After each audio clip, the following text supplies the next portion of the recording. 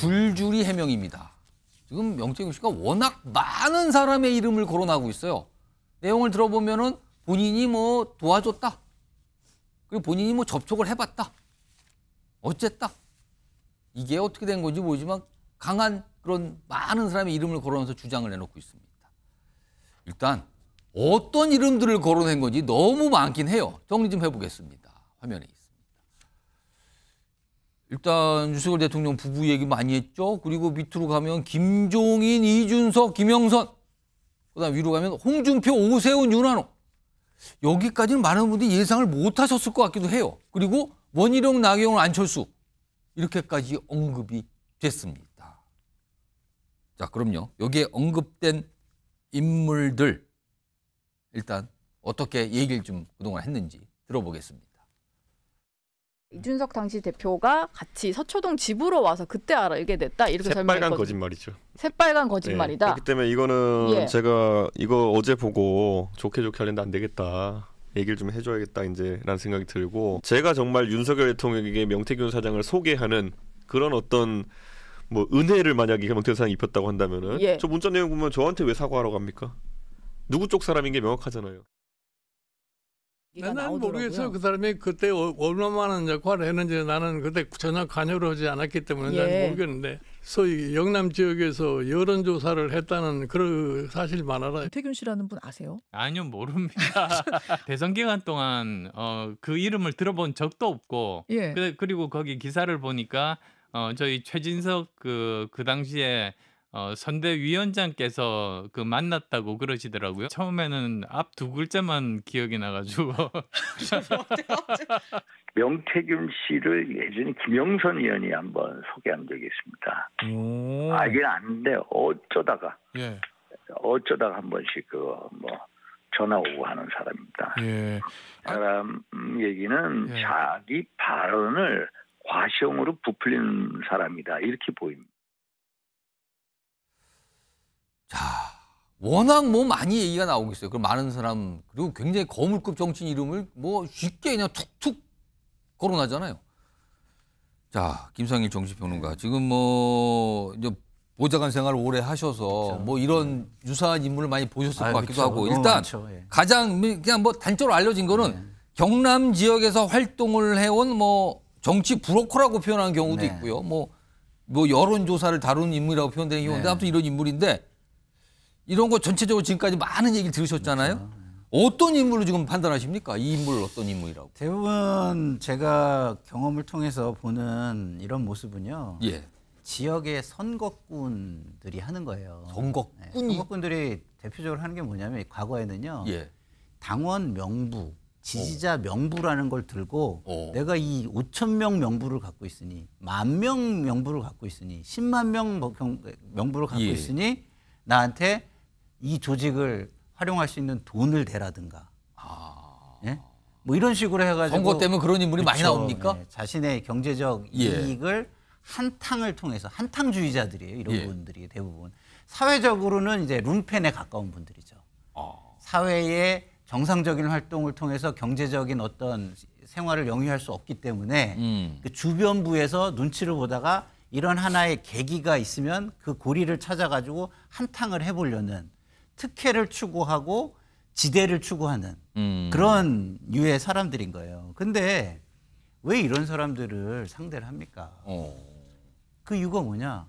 정치인들도 마찬가지로 정도를 걷거나 자기의 정당한 노력을 통해서 뭔가 자신의 성과를 이루려기보다는 쉬운 길을 가고 또 남을 어떻게 해봐가지고 어떤 다른 방식으로 어떻게 해봐가지고 이익을 취하려는 그런 생각들을 많이 갖고 있기 때문에. 그럼 약간 그런 계통의 인물로 판단하시는 거예요? 그렇죠. 그런 생각들, 그런 유혹을 이렇게 고리로 접근하는 사람들 중에 하나다. 저는 이렇게 생각하고요. 그리고 이런 사람들은 대부분요. 그 정규적인 어떤 보좌진을 가지고 있으면 일정 정도는 걸러집니다. 그런데 제가 볼 때는 이렇게 대부분 선거에 낙마했다가 다시 들어오시는 분들이라든가 처음에 선거에 입문하시는 분들이라든가 이런 분들한테 접근을 많이 하는 유의 사람들이죠. 일단 김상희 평론가께서 뭐 보좌관 생활을 오래 하셔갖고 아마 이런 비슷한 사례를 많이 보시는 거 그런 거에 약간 비유를 하시면서 지금 이런 인물로 보인다라는 의견을 좀 주셨어요. 그런데요, 지금 보면은 워낙 많은 정치인들, 특히 이제 여권의 정치인들, 거물급 정치인들 이미 너무 많이 언급이 되고 있거든요. 근데 그 중에 한 명이 오세훈 서울시장이에요. 명태균 씨가 오세훈 서울시장 얘기도 합니다. 화면 좀 볼까요? 이런 얘기를 꺼내나요? 오세훈 시장 만나자마자 시장 할래요? 대통령 할래요? 이렇게 물었다. 이게 무슨 말입니까? 이게 시장 할래요? 대통령 할래요? 이게 무슨 고르는 겁니까 지금요? 그리고 오세훈 만든 것 그거 내가 한 것이다. 주장이지 뭐 엄청난데요 지금. 내가 만들었다. 판 짜고 여론조사 들고 다녔다 내가. 이게 언론에 이렇게 얘기를 꺼내놓은 거예요. 이러자 오세훈 시장 측에서도 뭐 입장이 있을 거 아닙니까? 화면 좀 보겠습니다. 이게 이제 지난 7일 그리고 오늘 언론에 이런 입장이 공개가 됐어요. 일단 처음에 서울시 관계자 얘기는 선거에 이게 지난 7일이에요. 선거에 큰 역할을 한 듯한 명태균 씨의 저 인터뷰 일방적 주장에 불과합니다. 약간 일축을 하는 거죠 저기서는. 그런데요 이게 오늘 또 알려진 관계자의 얘기예요. 김영선 전 의원이 명 씨를 소개한 겁니다. 조금 더 구체적으로 들어가는데 설명이. 그리고요. 관계 유지 조언했지만 이어가지 않았습니다. 선을 그었다는 얘기예요. 이걸 또 밝히면서. 근데 많이 섭섭했을 것이다. 그럼 이 섭섭했을 것의 주체는 명태균 씨가 많이 섭섭했을 것이다. 소정표 변호사. 일단 오늘 나온 설명. 선을 그은 것 같아. 뭐 누가 소개했다까지 알겠어요. 그리고 뭐 이어가지 않았다. 근데 명태균 씨가 많이 섭섭했을 것이다라고 굳이 설명을 해요. 이거 무슨 뜻일까요? 한번 이제 그 오세훈 시장도 서울시장 선거할 때요. 예. 명태균 씨 외에도 이제 저런 식으로 도와주겠다고 하는 사람 엄청나게 많습니다. 그럼 이게 섭섭했을 것이라는 건 일단 무슨 도움을 주려고 그 사람이 애를 썼는데 뭐 이런 뜻입니까? 그럼? 아마 이제 그 계속 만나거나 예. 이런 식으로 이렇게 그 관계를 이어가지 않으니까 아마 이제 명태균 씨가 좀 섭섭했지 않을까 이런 데 해명이잖아요. 예. 뭐 저는 그래 봐요. 저분이요. 기본적으로는 저분에게 저는 비밀 녹음의 피해자라 봐요. 무슨 말이냐면요. 예. 우리가 제 같은 사람도요. 술자리 녹음을 다 해가지고 막 언론에 털어대면 악마 편집해서요. 예. 저 서정욱이 이상한 사람이네. 저 허풍쟁이. 저 자기가 뭐 윤석열하고 친한 것처럼 김건희 친한 것처럼 떠들고 다니 이상한 사람이네. 예. 이래 됩니다. 그러니까 저는 김대남 씨고 명태균 씨고 아주 이상한 사람은 아닐 거예요. 제가 알기로 나름대로 정치 식견이 있을 거예요. 예. 그러니까 여러 정치인들도 만나고 예. 또 여론조사 피해날도 하고 미래한국연구소도 했잖아요. 예. 근데 약간 이제 좀 특이한 거는 약간 이게 과장이나 허풍이 좀 심한 거죠. 너무 자기가 다 한 것처럼. 너무 엄청난 인물들의 이름이 근데 거론되거든요. 뭐 정치 컨설팅 중에 대부분 그래요. 어. 대부분 이게 자기가 다 뭐 한 것처럼 1등 공시는 것처럼. 근데 그게 좀 유난히 심하긴 한데 예. 아주 이상한 사람으로 저는 이게 자꾸 매도해서는 안 된다. 왜? 저분도 이게 기본적으로는 강혜경 씨란 녹음의 좀 피해자다. 저는 이런 걸 말씀드리고 예. 다만 이제 저분이 계속 과장이나 허풍이 좀 심하기 때문에 예. 아마 역할은 좀 했을 거예요. 제가 알기로 이준석 당대표 당선에도 조금 이게 조언이나 여론조사 했을 거고요. 그다음에 오세훈 시장도 좀 도와주려고 했겠죠. 예. 그다음에 대선 때도 마찬가지고. 근데 저런 사람이 여론조사 하는 사람이 한두 명입니까? 뭐 저런 분에게 한두 번 만났다 해서 마치 저분이 대단하게 뭐 우리나라를 좌지우지 들었다 놨다. 예. 완전히 옛날에 뭐 최서원 씨 프레임 씌우듯이 이렇게 하면 안 돼요. 지금 이게 야당이 너무 키워가지고 마치 이게 명태균 씨가 지방선거 다 하고 이번에 총선에 당대표가 한동훈이 아니고 명태균이래. 김용민 의원이. 예. 근데요. 저분이 김영선 의원 차원에서 하지. 그럼 그렇게 대단하면 종로에 사무실 내고 한 100명 공천해야지. 말이 됩니까? 알겠습니다. 김상희 평론가. 제가 이 말씀을 들으면서 여쭙고 싶은 말이 생겼어요. 뭡니까? 그럼 그 엄청나게 많은 사람 중에 왜 명태균만 이렇게 문제가 되고 다른 엄청난 많은 사람들은 어디가 있는 겁니까? 네? 전부 다 도왔으면 뭔가 생색을 내고 그러고 싶어 할 거 아니에요? 근데 이분은 용산이나 저분들이 깔끔하게 해소를 못해요. 지위로 보나 권력으로 보나 영향력으로 보나 사회적인 어떤 신뢰도로 보나 아니 왜 깔끔하게 해결을 못합니까? 저분이 저런 허풍을 하고 이런 사람이다.